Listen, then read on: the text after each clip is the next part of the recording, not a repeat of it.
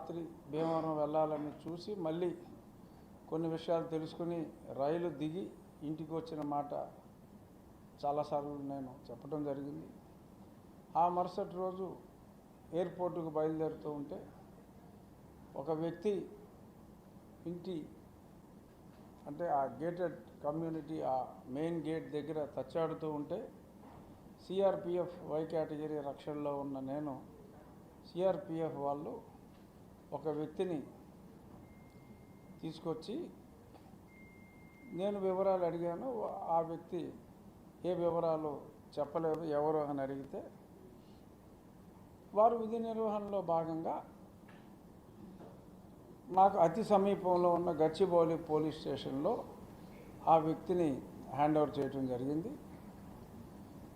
మా వాళ్ళు కంప్లైంట్ ఇచ్చారు, ఇలాగ తచ్చాడుతున్నాడు, అడిగితే డీటెయిల్స్ ఏమీ చెప్పట్లేదు అని, ఎందుకు ఇక్కడ ఉన్నాడు అని పోలీస్ స్టేషన్లో ఇచ్చిన తర్వాత ఆ వ్యక్తి పేరు షేక్ ఫరూక్ బాషా అని, ఆంధ్రప్రదేశ్ ఇంటెలిజెన్స్ డిపార్ట్మెంట్లో నరేందర్ రెడ్డి అని ఒక అతను డిఎస్పీ అనుకుంటా, ఏసీపీ డిఎస్పీ ఆ ర్యాంక్లో, అప్పటి ముఖ్యమంత్రి గారికి కూడా సన్నిహిత పోలీసు వర్గాల్లో ఉన్న వ్యక్తిలో ఒక అతనుగా తర్వాత తెలిసింది. ఆ వ్యక్తి మాట్లాడిన మాటలు కూడా రికార్డ్ అయినాయి గమ్మత్తుగా. ఎలా అంటే ఫరూక్ బాషాని సిఆర్పిఎఫ్ కానిస్టేబుల్స్ అరెస్ట్ చేసి కాదు పట్టుకొని మా కాలనీ లోనికి తీసుకొస్తున్నప్పుడు ఒక పక్కనే ఒక వ్యాన్లోంచి, ఇన్నోవా వ్యాన్లోంచి షూట్ చేశారు. వాళ్ళ మాటలో రే ఇప్పుడు వీళ్ళని పట్టుకెళ్తారు, జాగ్రత్తగా షూట్ చేయి అన్న మాటలన్నీ మాట్లాడితే తర్వాత ఆ మాటలో ఆ నరేందర్ రెడ్డి అనే ఆ డిఎస్పీ అని చెప్పి చాలా స్పష్టంగా తెలిసింది. సో ఒక ట్రాప్ వేశారు. ఆ డిఎస్పీ వాడు అక్కడ బయట కూర్చుని ట్రాప్ వేసి అటు ఫంక్షన్ అయిన వెంటనే తర్వాత తెలిసింది ఏంటంటే ఫంక్షన్ అయిన వెంటనే మోడీ గారు భీమవరంలో చాపర్ ఎగిరిన వెంటనే ఇక్కడ మళ్ళీ నన్ను అరెస్ట్ చేసి మరి గతంలో ఏ చేయాలనుకున్నారు ఆ మిస్ అని మళ్ళీ చేయాలనుకున్నారు మరేమిటో వేసుకున్నారు. అది భలే ఎత్తు అనుకోకుండా చిత్తయింది. గమ్మత్తు ఏమిటంటే అక్కడ పోలీస్ స్టేషన్లో కంప్లైంట్ ఇచ్చింది మా వాళ్ళు అయితే, అంటే నా సెక్యూరిటీ సిఆర్పిఎఫ్ వాళ్ళు అయితే, ఫరూక్ పాషాని మరి ఎవరి ప్రోద్బలంతోనో అతను 2 పేజీల కంప్లైంట్ సిఆర్పిఎఫ్ వాళ్ళు అతను ఉంగరం దొంగిలించారట. అంటే దేశాన్ని 2 లక్షల మంది పైగా మరి కాపాడుతున్న ఆ సిఆర్పిఎఫ్ జవాన్లు ఇతను ఉంగరం కొట్టారని, అలాగే నేను హైదరాబాద్ నుంచి ఢిల్లీ వస్తూ అతను మొహం చూశానంతే, అతన్ని పోలీస్ స్టేషన్లో అప్పచెప్పేయండి అని వెళ్ళిపోతే నేను అతన్ని తీవ్రంగా హింసించానని, నా కుమారుడు కూడా అతన్ని హింసించాడని ఒక ఫేక్ కంప్లైంట్ అతను ఇస్తే అప్పటి తెలంగాణ ప్రభుత్వం మరి అప్పటి ఆంధ్రప్రదేశ్ ప్రభుత్వం ఆ పెద్దలు మరి సన్నిహితంగా ఉన్నారేమో కాబోలు సిఆర్పిఎఫ్ కేంద్ర ప్రభుత్వ ఏజెన్సీ ఇచ్చిన కంప్లైంట్ని పరిగణలోకి తీసుకోకుండా ఆ కానిస్టేబుల్ ఇచ్చిన కంప్లైంట్ని పరిగణలోకి తీసుకుని నాపై, నా కుమారుడిపై, సిఆర్పిఎఫ్ సిబ్బందిపై కేసు పెట్టడం జరిగింది. సో అక్కడ హైకోర్టుకి వెళ్ళాం, ఎఫ్ఐఆర్ క్వాష్ చేయాలి, అభియోగాల్లో అసలు అభూత కల్పనలో అని చెప్పిన తర్వాత అక్కడ హైకోర్టు రిజెక్ట్ చేస్తే అప్పుడు సుప్రీంకోర్టులో ఫైల్ చేసిన తర్వాత సుప్రీంకోర్టులో స్టే ఇవ్వటం జరిగింది. అది ఆ తర్వాత 2-3 హీరింగ్లు 4 హీరింగ్ల దాకా అయినట్టున్నాయి.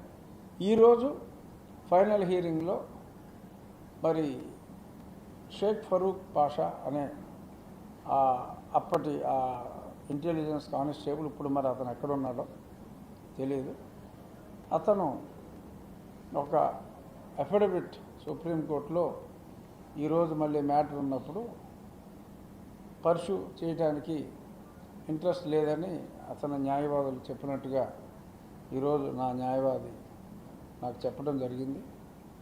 మేము కూడా జరిగిన సంఘటనలో, దానికి ముందు జరిగిన సంఘటనలో ఇది రాజకీయంగా ప్రేరేపితమైంది, కేవలం కావాలని చెప్పి ఈ కంప్లైంట్ ఇవ్వడం జరిగిందన్న వాదనలో మా సీనియర్ అడ్వకేట్ ఆదినారాయణరావు గారు 3 వారాల క్రితం జరిగినప్పుడు వివరించారు. మళ్ళీ ఈరోజు కూడా ఆయన కూడా ఉన్నారు.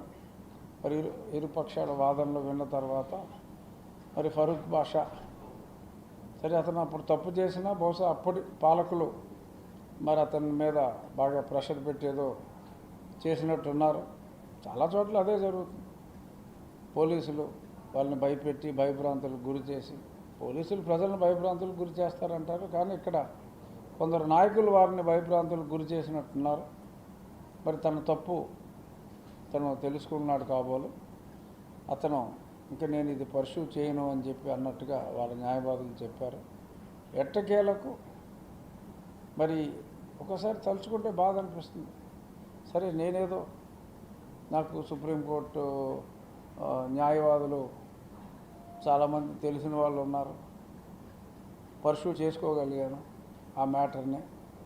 రక్షణ కూడా సుప్రీంకోర్టు నుంచే పొంది ఇప్పుడు ఎఫ్ఐఆర్ కూడా క్వాష్ సుప్రీంకోర్టులోనే కొట్టివేయటం జరిగింది. ఎంతమంది మరి ఇలా అన్యాయంగా కేసులు పెట్టబడిన వారు ఉన్నారు. మరి వాళ్ళందరూ కూడా మరి నాలాగా సుప్రీంకోర్టు దాకా తీసుకొచ్చి పోరాడగలరా?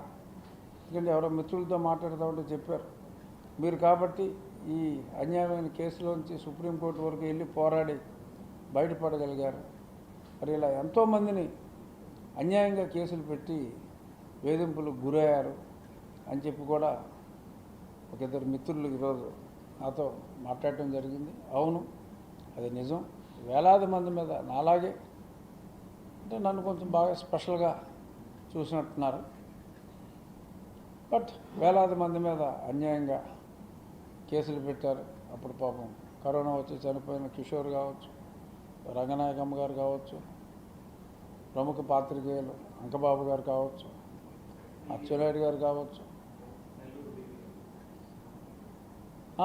ఇంకా అలా చాలామందిని ఇంకా అలా చెప్పుకుంటూ పోతే సమయం అంతా మరి అన్ని వేల కేసులు పెట్టేశారు. వెంగళరావు అలా చాలామంది మీద అలా కేసులు పెట్టారు.